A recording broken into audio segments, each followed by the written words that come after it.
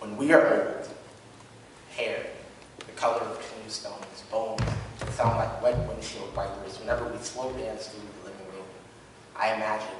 that I would look you in the eye as if there was something small and precious imprisoned there and say to you, darling, did you know that a blue whale has a heart the size of a car? When you reply correctly, as you always seem to do when I ask you difficult questions about oceanography, I'll probably just laugh, rejoicing over the fact that every time you smile, it makes the wrinkles at the corner of your eyes look like 6 willow branches, all lifting their heads from prayer in unison, the wind humming a somber hymn beneath its breath, just as our anthem jogs to a close, and I whisper in your ear, how did you know that I was the one? When all of those well-dressed jackals came galloping to your door, begging for the rights to your ring finger, what made you lock the deadbolt on your ribs, looking them squarely in the face and saying with joy, I am saving all of this beauty for a man I've never even met. Did you ever doubt, ever sit in your dorm room and think that maybe your soulmate had chosen someone a lot more boring, but a lot less picky than you, and opted for the easy way out of a life filled with love? When I was 22 years old, beard freshly grown,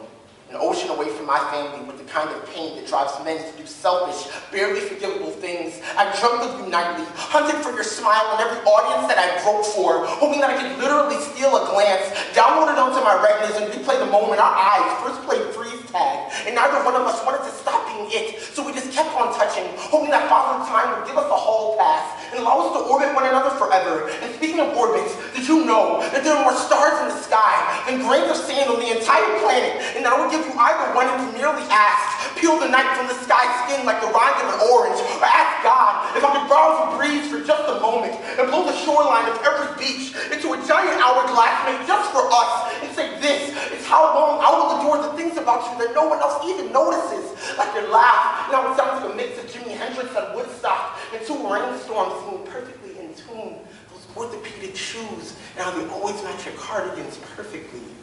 those crooked glasses, and how they dangle at the edge of your nose like the legs of 2 lovers on a tire swing, the last summer they will ever see each other's face.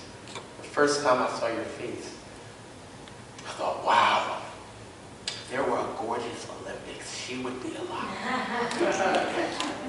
And maybe I would be your key. Maybe love is a club